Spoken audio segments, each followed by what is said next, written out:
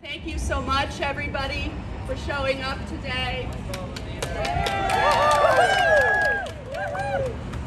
Before we formally get started, we want to take a moment to acknowledge Indigenous Peoples Day. And at this moment, we are standing on the traditional and ancestral lands of the Shoshone, the Ute, the Goshute, and the Paiute people. We just think about that for a minute. We're here today, 3 weeks after the last time we were here. And as our speakers will tell you today, not much has changed. The Utah Inland Port Authority is charging ahead with its reckless and ill-conceived plan to create a public infrastructure district to borrow up to $150 million in taxpayer-backed bonds for purposes they themselves acknowledge are, to quote their chief operating officer, not fully vetted out. Just think about that for a minute. Have you ever heard of a municipal government issuing $150 million in bonds and telling the taxpayers that they're not quite sure what they're going to do with the money? It's outrageous. These are taxpayer-backed bonds that they intend to sell, and yet they're not telling the taxpayers what they intend to do with the money other than to give vague generalities and to say that they haven't fully vetted out their plans or they're contemplating things, but there are no specifics. That is just irresponsible. It is a complete opposite of transparent and accountable governance. It's outrageous, and it's one of the main reasons that we're standing here today. All of the other issues of concern related to the proposed polluting port remain. But again, every taxpayer in Utah should be worried about this vote that's taking place today, where they intend to borrow $150 million. And the potential interest rate for this borrowing could be as much as 8.5%, which means that the taxpayers, the tax money to pay this off will equate to about $255 million. And for what? Again, we don't know what they're intending to do with the money. This is a boondoggle. Private interests with close ties to the Utah legislature win and the taxpayers lose in terms of having to suffer the consequences of unbreathable air, traffic congestion, loss of wildlife habitat, depletion of precious water resources, and more. So now to speak to these issues, we have Heather Dove, Katie Pappas, Ann O'Connell, and Johnny Bassett. They'll each introduce themselves before they speak. After we hear from our speakers, we're going to take a visual display. The 2,800 plus signatures that we've gathered in opposition to this outrageous boondoggle upstairs and deliver them to the offices of the Utah Inland Port Authority. But now we're going to hear from Heather Dove.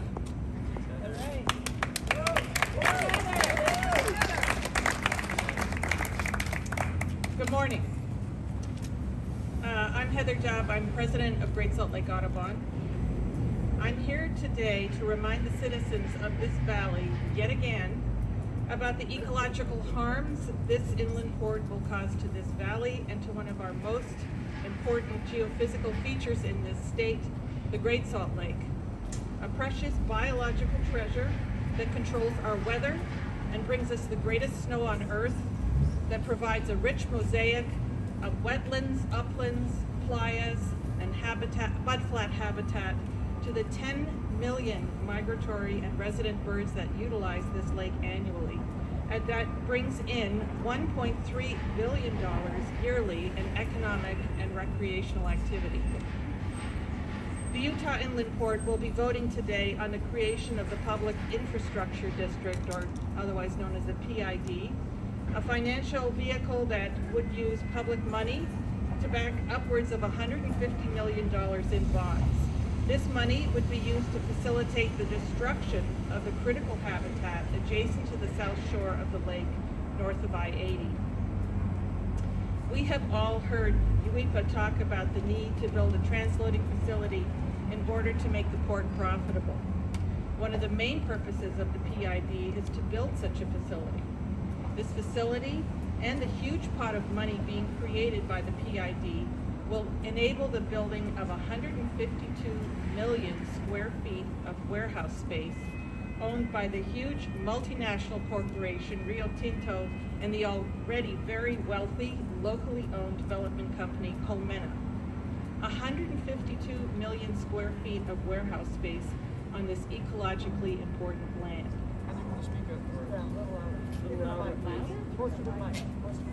Okay.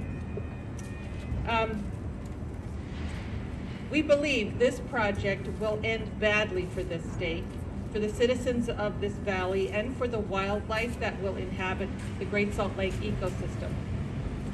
This project, including the proposed transloading facility and the rail-intensive model it promotes, will be obsolete in 5 to 7 years when all electric, autonomously driven semi-trucks will be readily available and will undercut the cost of shipping cargo by rail by a factor of 4. Salt Lake City will be stuck with paying many years for an obsolete white elephant. This project will dramatically exacerbate our already very intolerable air quality problem. We will experience an unheralded increase in our air pollution. The actual act of building out so much square footage is tremendously polluting. The build out of the roads and parking lots to support this warehouse district is very polluting. The wear and tear to those roads causes huge amounts of ongoing emissions and particulate matter to be expelled into the air shed. And I haven't even talked about the dramatic increase in the mobile sources of air pollution from increased car and truck traffic that this project will engender. While UIPA claims that the port will be electrified, we know, as stated last week by Rocky Mountain Power, that the electricity it will use will be generated by coal-fired power plants until at least 2050. Warehouses, rail yards, and manufacturers, like the recently permitted aluminum beverage can manufacturing and filling facility, VOBEV, will sap our already scarce supplies of water. We understand that VOBEV, for instance, is expected to utilize 1.5 million gallons of water, of Salt Lake City water, every day. This in the second driest state in the nation, at a time when we are experiencing multi-year, multi-decade mega drought, and when the Great Salt Lake has shrunk by half, due in large part to the diversion of water. We've already seen the disappearance of owls, hawks, songbirds, and shorebirds from the land being developed north of 700 North. We see the displaced, forlorn pronghorn antelopes hanging around the edges of this development, gazing at the land that they have known as their own for centuries. This lake has experienced a large reduction in the number of birds this year. With the lake drying up, some scientists are predicting that Great Salt Lake will cease to function biologically and will no longer support the brine shrimp industry, nor the 5 million eared grebes and other birds whose very existence depends on the food sources provided by Great Salt Lake. The actions we want are a no vote on the PID and no further development north of I-80.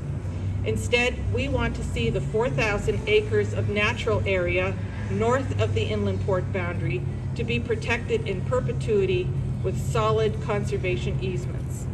This state needs to stop creating business opportunities for water-sucking, air-polluting industries and instead concentrate its efforts on protecting Great Salt Lake and the people of this valley by creating a water right for Great Salt Lake.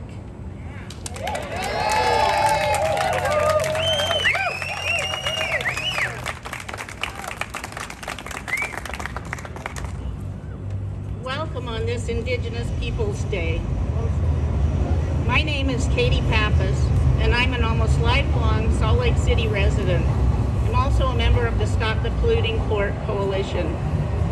Here we are again. 3 weeks ago, we stood here asking the Utah Inland Port Authority for more time and more information before voting to create a public infrastructure district. As you'll recall, the PID is the vehicle through which bonds can be issued to provide the funding needed to build a transloading facility. The transloading facility is the project that enables and accelerates the development of the rest of the inland port area and allows for uninspected shipping containers to be brought here from California. Following public outcry and a letter from Salt Lake City, UEPA decided to wait until today to vote. That will happen at 2 o'clock this afternoon. During that time, a reply was sent from UEPA to Salt Lake City, which I found to be vague and demeaning. On October 1st, UEPA hosted a 1-hour meeting to educate us on the virtues of a public infrastructure district. A handful of questions were answered at the meeting, some via chat. We were told all other questions would be addressed on the Port Authority's website. The questions themselves were not posted, but a list of topics and responses was. Whether all questions were addressed, we don't know. Between the meeting and the website, some new information has come to light, including 1, UEPA considers natural gas to be a sustainable energy source. 2, tax increment money used to pay off the up to $150 million bond would come from other properties outside the PID, as there is only one property owner in the PID. Although they say it is their money now, this is revenue that should have rightly gone to Salt Lake City. Senate Bill 228, which enables the formation of a PID, says property owners must consent. Does that include those outside the PID? UEPA claims there is little risk, as only 40% of the tax increment will be used to pay off the bond. There's no mention of what would happen if things don't work out the way they plan. A rail spur would connect the transloading facility to the area north of I-80, the most ecologically sensitive land in the port. The North Temple rail line would cross an old landfill site, which would require costly remediation, another expense. 7200 West would require changes to enable the increased traffic, and freeway access would need to be increased. There's no mention of the often requested human health risk assessment, the impacts on wildlife habitat or water usage. UEPA does claim that their policies and programs are forecast to reduce air pollutants, including reducing PM 2.5 by 21% and nitrous oxides by 18%, compared to what they would be if someone else developed the port. That's pure speculation and hubris. As you can see, this is a massive project that will have lasting impacts on the entire Salt Lake Valley. But that's not all. In addition to this port, there are satellite ports being planned throughout the state right now. They will encourage more export of our precious water through alfalfa exports and increase fossil fuel procurement. The last thing we need right now. I want to remind everyone that everybody involved in the creation, development, and oversight of the inland port works for us, directly or through legislative designation.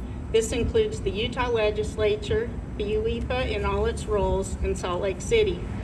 Why are Utah taxpayers on the hook for so many projects that will hurt us in the long run? Why aren't government agencies that were created to protect air quality, public health, and the environment doing their job? Utah needs leaders at all levels of government who see the value in protecting and preserving open spaces that are more valuable left alone than developed. Planning for the future can't all be about economic development. At every step in this process, UEPA has put the cart in front of the horse. This is further exemplified by the absurdity of having public comment after they vote. However, it is important to speak out so your concerns go on record. Please join us this afternoon at 2 o'clock. Thank you.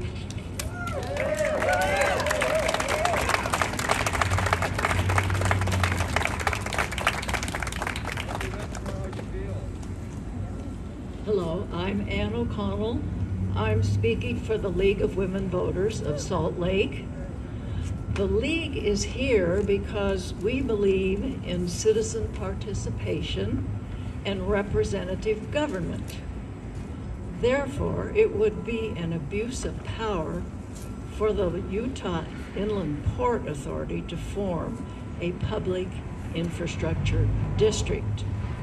It may or may not have been legal for the Utah legislature to create the Utah Inland Port Authority, but that too is surely an abuse of power. Right now, we are in the midst of city elections. People are running for the city council. The League of Women Voters is holding candidates meetings for these races and asking candidates about the inland port and other issues, as is the Stop the Polluting Port Coalition. We find that the candidates are taking this issue seriously and that they are a rather impressive group of candidates. They should be the ones, when them that are selected in the upcoming election should be the ones making decisions about the inland port area, not an unelected board of UEPA, nor should the PID that they are about to form, because they are people who are not responsible to us and chosen by people that we are also not responsible to us. And so they are people we do not know. We should have control of this area returned to the city. Thank you.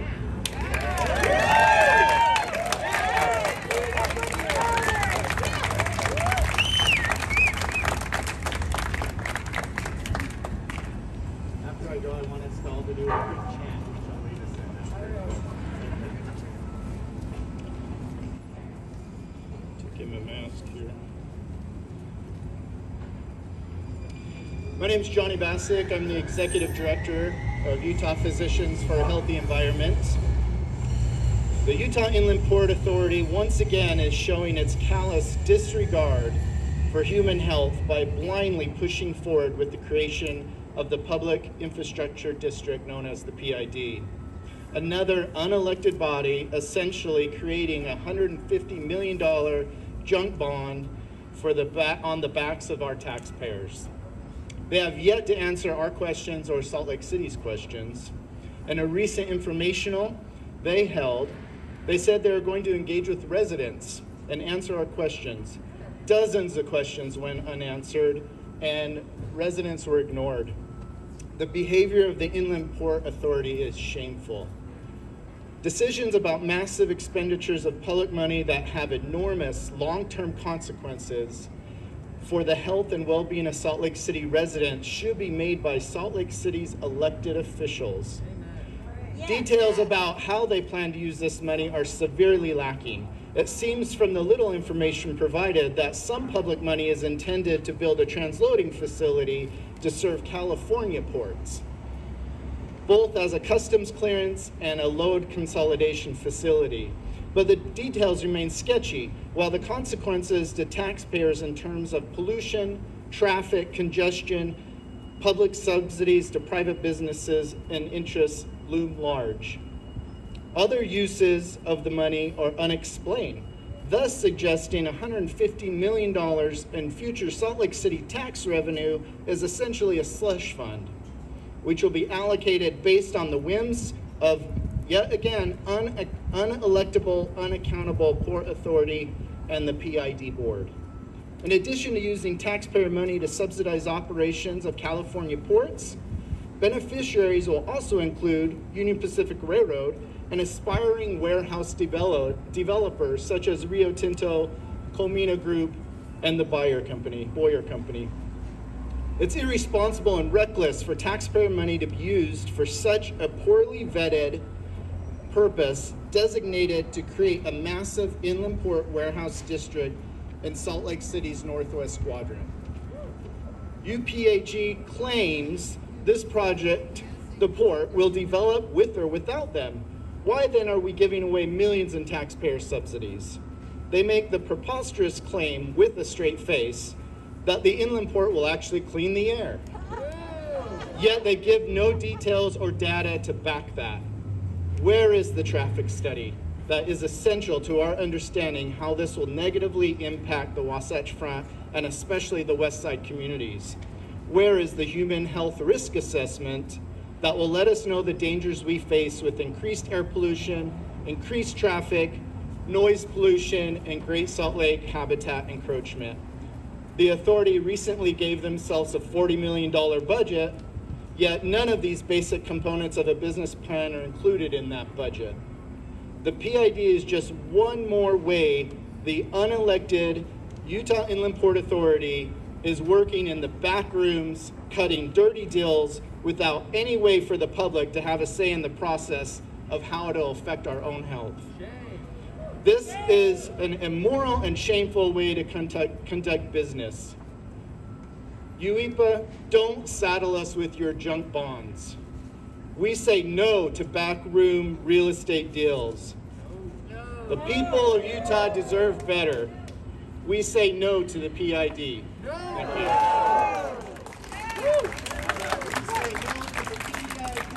We say no to the PID. We say no to the PID. We say no to the PID. We say no to the PID. Thank you, everybody. Whoops. Thank you so much for being here. And now what we're going to do is we're going to take these, it's now over 2,100 petition signatures upstairs to the 5th floor of this building to the offices of the Utah Inland Port Authority, and we're going to deliver them. So if you'd like to join us, we'll be heading through those doors to the elevators. My name is Johnny Vasic. I'm the Executive Director of Utah Physicians for a Healthy Environment. Yeah, so my outlet is national, and what should people know about this? Because we're seeing in communities all over the country a lot of these infrastructure projects, aka economic development, being used through bonds that are paid to the taxpayer. Yeah.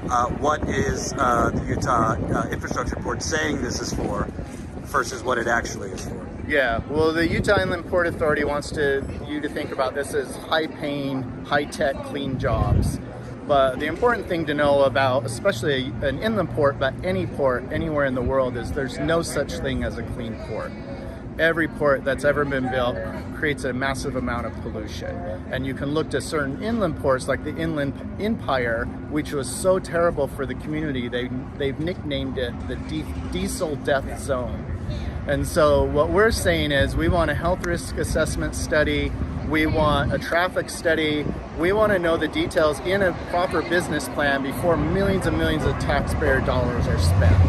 And you mentioned backroom deals. I know a lot about that, covering the Flint water crisis, among other stories. So this is an unelected board that is making a lot of these decisions, I assume in communication with some officials. The Utah legislature on the second to last day, a few sessions ago, close to midnight at the end of a session, gave this authority its status by putting it into law. Then they elected officials. There's very little transparency. There's very little public discussion. And so we want more transparency. We don't want our health and taxpayer dollars in the hands of people that aren't elected and aren't accountable to anyone, frankly.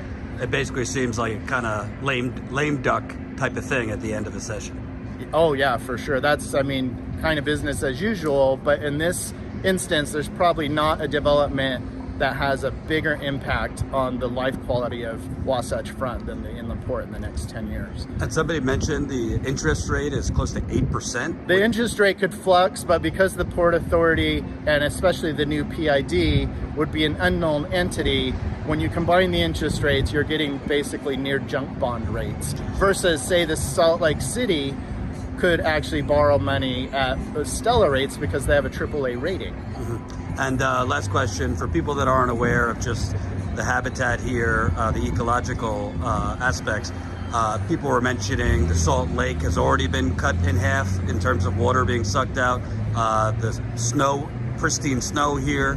What is that threat here with this port project? Yeah, not only for human health, because we suffer from an inversion along the Wasatch Front where our bad air gets trapped, but the Great Salt Lake is one of the largest saline lakes in the West, and it's an important ecological zone, not only for migratory birds, but for the health of the community. And as the Great Salt Lake is drying up, it's at its lowest level historically it's ever been. We're seeing a lot of fugitive dust, silica, and these things. There's heavy metals in the bed of the Great Salt Lake because it's a terminus lake. It doesn't unload to anywhere. So it's, as that dust kicks up, it's super unhealthful for not only the residents, but it can also mean the snowpack melts quicker and things like that. And somebody mentioned that they're going to be using a coal-fired plant for part of this.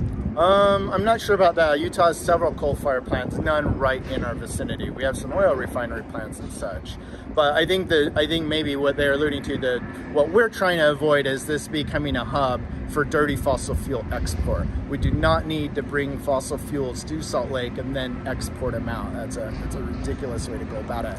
We need to be moving towards cleaner energy and phasing out fossil fuels. And important to note, Utah, like Colorado, other places, already dealing with the pollution coming from California due to the climate catastrophe. Especially from fires. We get a lot of fire issues, but we are already in a maintenance plan for PM 2.5 with the Federal Clean Air Act. We already have issues with ozone in the summer. So the last thing we need is a port coming in that hasn't been vetted, hasn't been explained how they're going to make things better.